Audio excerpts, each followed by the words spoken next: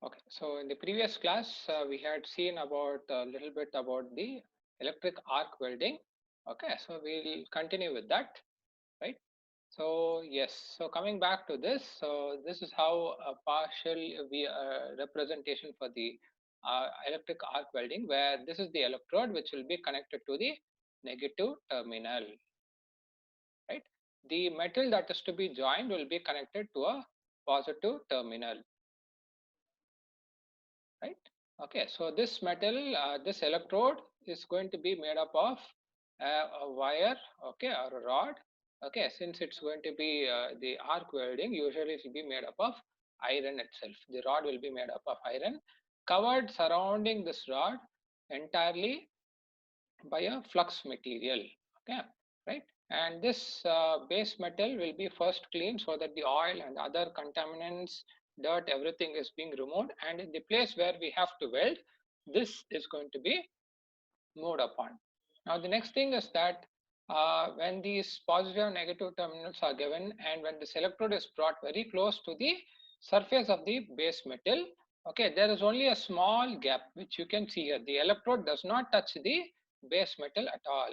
There has to be a very small gap, but because of the positive and negative terminal, because of the electromotive force that has been induced, an arc is being struck in this path, okay, which will emit UV rays, ultraviolet rays, okay, which is a very harmful rays where we shouldn't see this light with our naked eye. We have to wear a UV protective glass whenever we do welding. So that is why whenever we see people doing welding, they will have this mask or they will have this UV protective goggle that is to be used, okay, right? And during this time, what happens because of the arc that is being struck, okay, the temperature in this region will be up to 4,000 to 5,000 degrees centigrade, because of which the iron metal is going to melt down in the form. It's going to be converted very quickly into the liquid state, okay, and that is going to be deposited onto the base metal over here, okay, and that will solidify when it is exposed to air gradually, right? But at the same time, because of this high temperature, the flux that has been coated will also melt down, producing a gas, okay, which is going to shield around this weldment area, right? So that oxidation is going to be avoided. And at the same time, this melted electrode flux, okay, will also get floated onto this weld bead, okay. The weld metal that has been deposited is over here indicated, okay. This is the weld metal that has been deposited, okay, and above that this flux will get deposited. Once it solidifies, it is called as the slag, which is an easily removable layer, okay. And because of this high temperature that is been occurring, okay, even the base metal will get heated up, okay. So we cannot touch the metal immediately, right?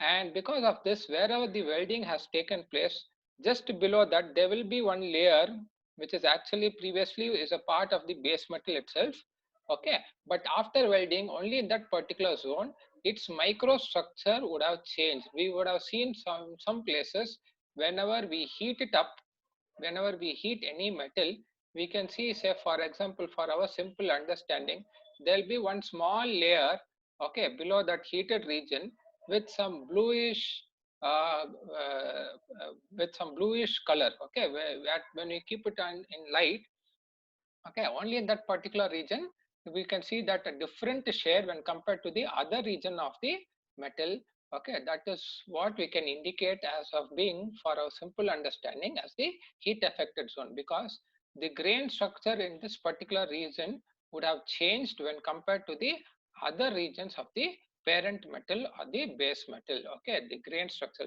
as I told you in materials, okay, it will look like just like a cell, okay, right? So this would have, its structure will change when it has been exposed to heat also, right? So because of this high temperature, though this metal has not been melted, the grain structure will get modified, okay, and that particular zone is called as heat affected zone, right? Okay, right? So this is how the welding takes place in electric arc welding, where here, if we look over here, we are going to make use of only the heat, but not the uh, pressure is not at all used over here. Okay, right. Yes, so here they have shown the negative and positive polarity they will usually have. This is the electrode in which one end of the electrode, where one end of this electrode will have only the metal rod without any covering of the flux. Okay, the other end, but the remaining portion will be completely covered with the flux, having the metal inside it. Okay, so this uncovered region where the iron has been exposed, that will be held by the electrode holder. Okay, and this electrode holder will be connected to the DC current, okay, which will be usually a negative supply. Okay, and the positive terminal of this from the DC transformer will be connected to the workpiece material or the base metal for which the welding has to take place.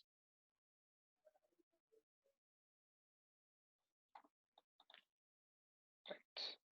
So yes, and okay, so let us just have a look at how this welding is going to take place. So let me show this how this welding is going to take place. Okay, and here we have a video. So here what we can see here predominantly actually is that here is the electrode that we can see. Okay, and this is the workpiece material, and this is the weld region. So the electrode is being moved in this particular direction. So just look at this, there's a very small gap between the metal and the electrode, and because of this, and since power is being supplied, electric arc is being stuck, and this electrode gets melted away, that we can see here. Okay, right. So now let me play the video. Okay, this is upon having the mask that has been applied. So where we have the UV ray protective mask. Okay, because once we have that, we can only see like this. We cannot see clearly the metal and all, the electrode and all those things. Okay, it is not, this video is not, the picture is not based on by seeing with naked eye. Right. So let me play the video.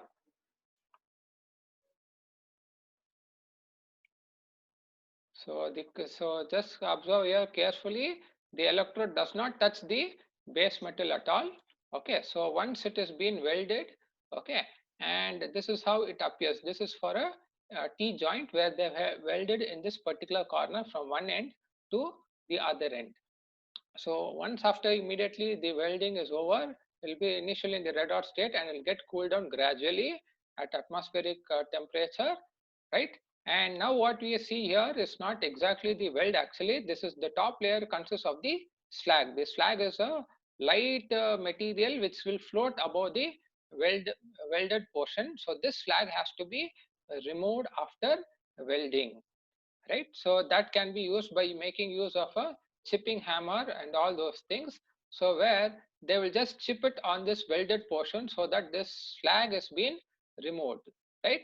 So now we can see the welded region, right? So after removing the slag, this is the welded portion that we have obtained. This is the weld that has been taken place, right?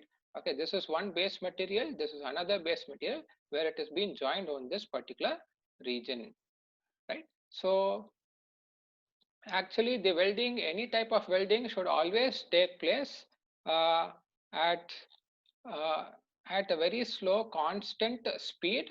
Okay, it shouldn't be at a higher speed. We shouldn't move the electrode at a greater speed. So yes, now looking at after cutting this, okay, when we take a cross sectional view of this, okay, this is one base material. Okay, this is another base material. So this is the region where the welding has taken place. So this is the weld metal that has been deposited. So here we can clearly see the color. The grayish color of the base metal is different. The weld metal is also different. Also we can see some slight change in the color over here with below the weld region, which is nothing but the heat affected zone. Right. So there will be a microstructural change in this case. Right. So So this is how welding is being done, right? So this is about electric arc welding. So now, yes, so let us go back. So there are different types of welding that we have. Okay, so yes, so some of the advantages of this are it's a manual process. Okay, and it has to be executed carefully because the welding should be very good. Okay, it should not be with any uh, cavities, and defective weldings will not have good strength.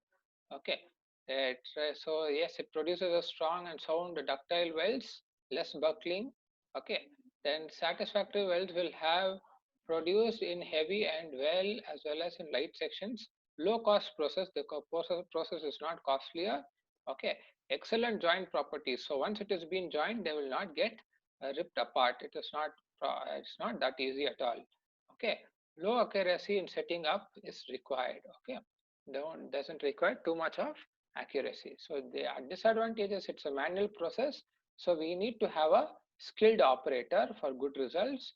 Okay, and electrode required frequent changing. Okay, so because here the electrode gets consumed, the electrode itself is going to be melted and deposited onto the base metal. Okay, so yes, multiple runs are also required if the thickness of the material is too much. Okay, the principal advantage has been the high heat of metal R. Okay, which makes it unsuitable for some of the materials. If it is too less, then it is not suitable to have this. Okay, right. Okay, so these are some of the disadvantages of uh, uh, electric arc welding. So now let us see about the other type of welding that we have is the gas welding. Okay, in gas welding, what they do is that uh, they will have a acetylene cylinder and oxygen cylinder. Okay, and they will these two pipes, these two gases will flow through different pipes and getting joined mixed up in a region.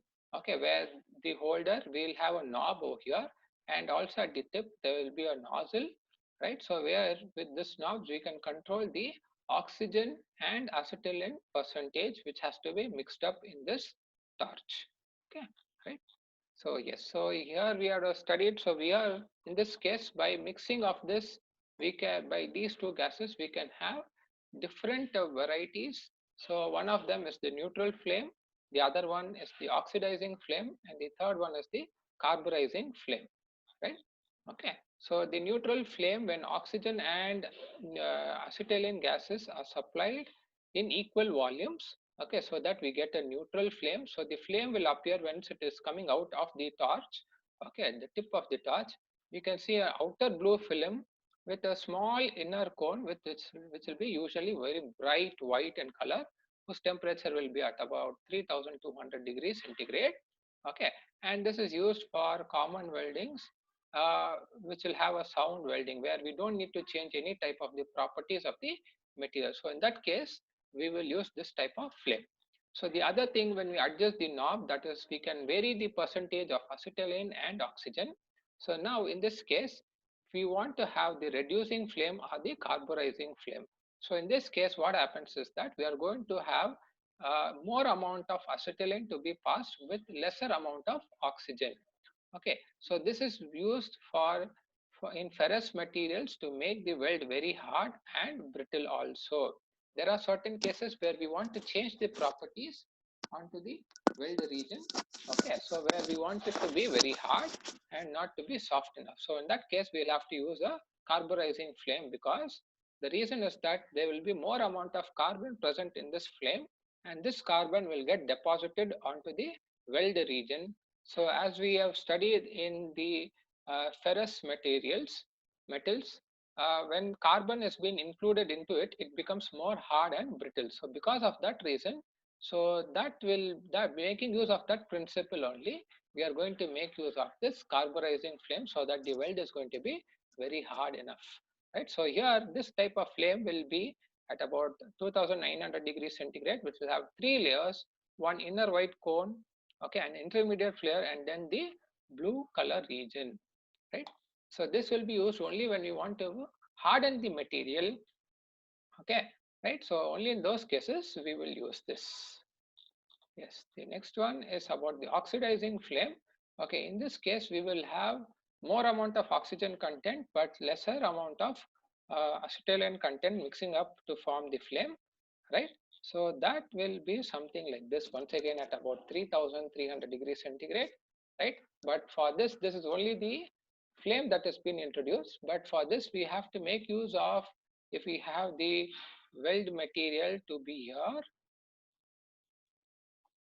and it is going to be welded in this particular region.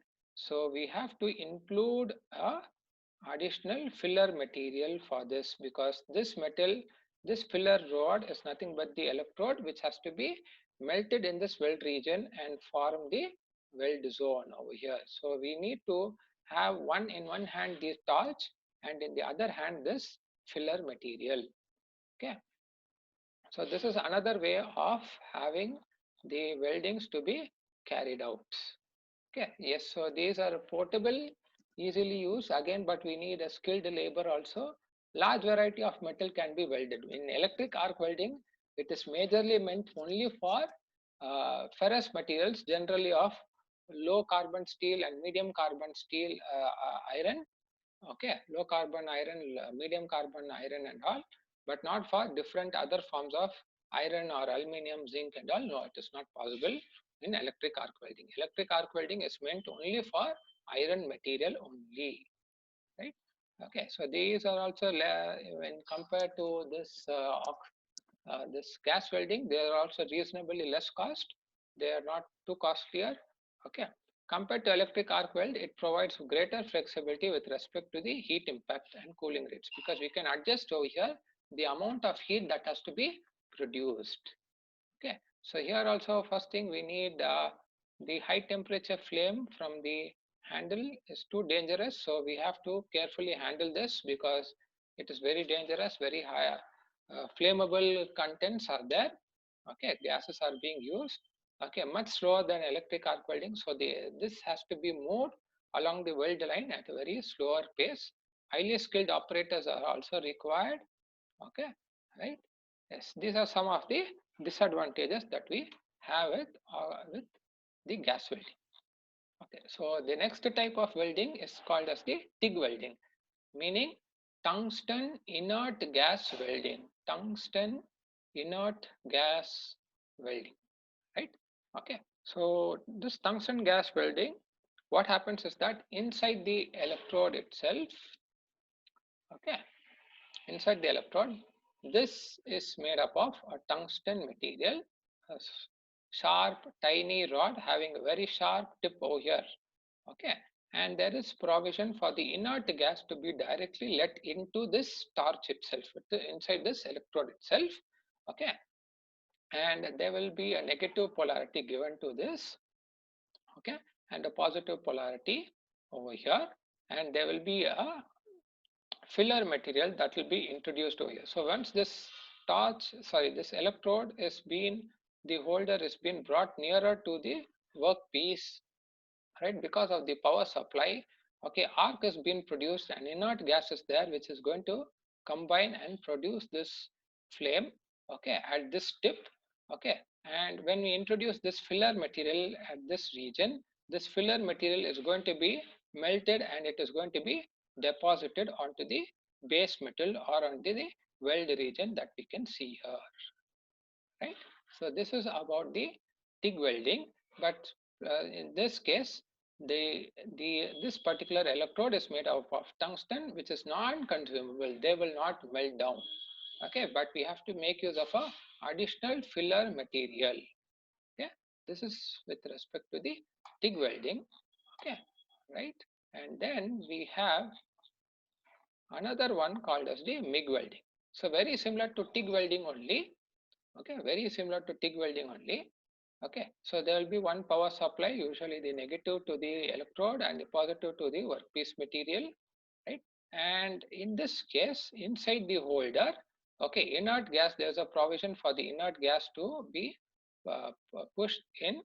Okay, there will be a filler material is directly fed through the electrode holder. So this filler rod is going to continuously move through this, which is going to be consumed. So in this case, there is no additional filler material that has to be used. This itself is going to move, and due to this power supply, this gas is going to be the spark is going to be produced at this tip, and this filler rod that is being pushed in through this electrode will be melted, and that is going to be deposited onto the weld region, right? So this is the main difference between TIG and MIG welding. So in this case, there is no tungsten or non-consumable electrode. There's a consumable electrode which can be made up of any many filler materials are available, which are going to be melted during the welding process. Right. Okay.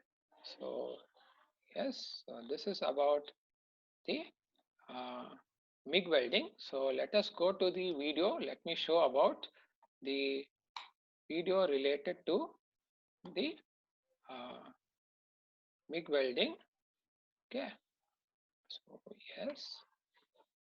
Okay, so let me show first the TIG welding.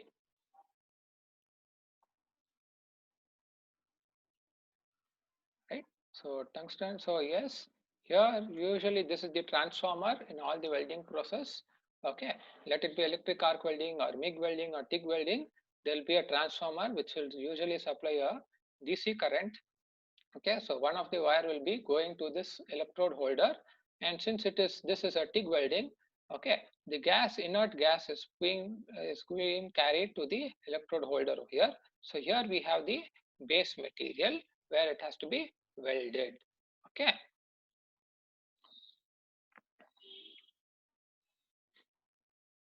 so yes, this is how the holder looks like. So in this orange pipe, the current is going to flow, and in this black wire, the gas is going to flow. So here we have the tungsten electrode, and in this region, this gas is going to get mixed up with this electrode, okay, coming in contact.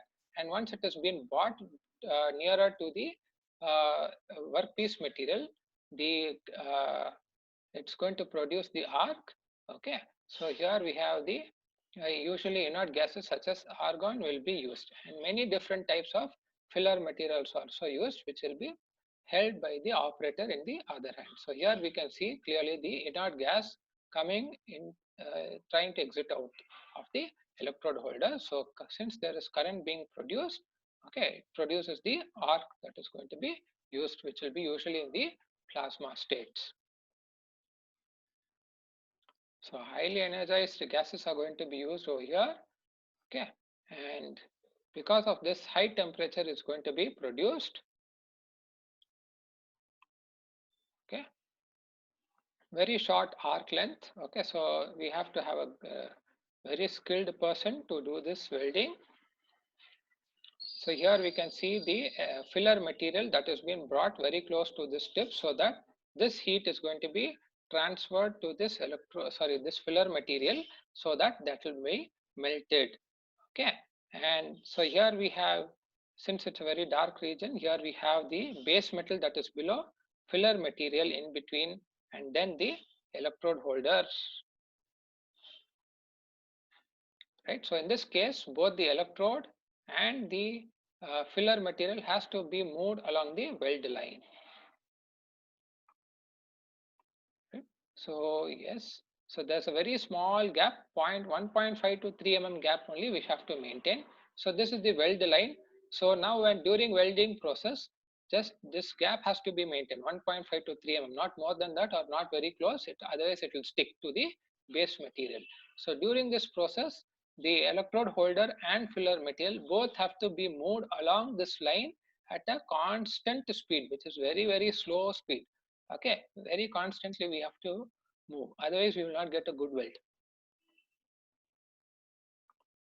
Right, so yes, so this is how they actually do the TIG welding.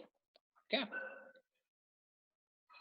so there will be about 10 to 15 degrees from the vertical, measuring from the vertical, right?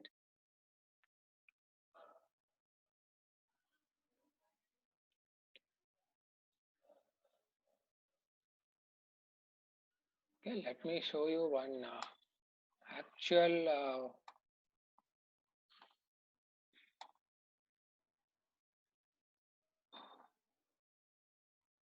Yes, so these are all, this is how it looks, the cut section of a TIG welding. Yes, this is the rod which is made up of tungsten, which will not be melted. Okay.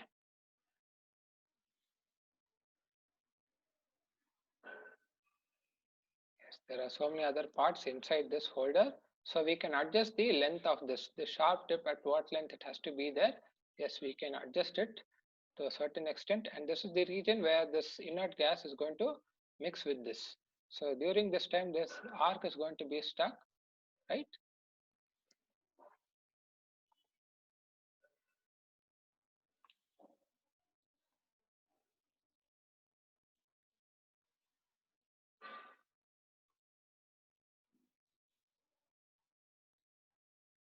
You see, yes, now we can see the better animation over here.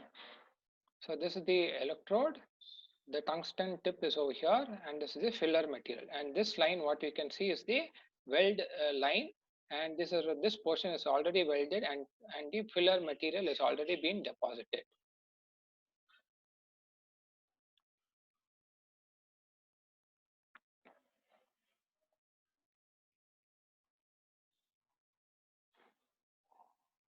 So yes, here also the inert gas has been neutralized to avoid oxidation also, right? Okay.